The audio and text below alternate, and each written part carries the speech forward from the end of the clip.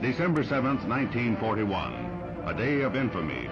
Even as Japanese diplomats were conferring with Secretary of State Hull on peace measures, Nipponese planes were swooping down on Pearl Harbor.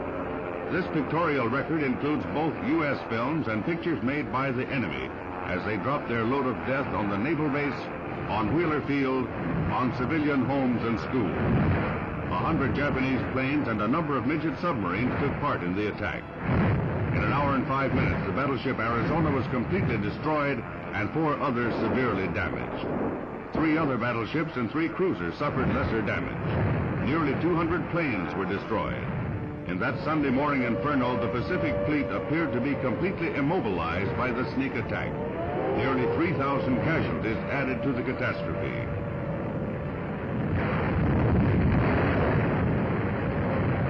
Within hours, the United States declared war. The attack on Pearl Harbor united Americans as never before in history.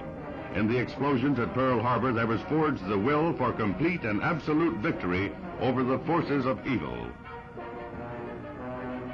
In Hawaii, civilian and soldier alike turned to the task of caring for the wounded and homeless. At the time, an actual landing by the Japanese was expected, and makeshift plans were made to fight the invader on the beaches and in the streets.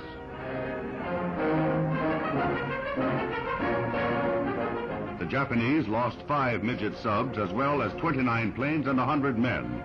Small cost for the damage they were able to inflict on the U.S. fleet. 2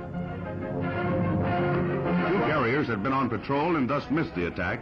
These 2 ships led other units of the fleet in the battles of the Coral Sea and Midway, less than 6 months later, the first steps on the long road to complete victory.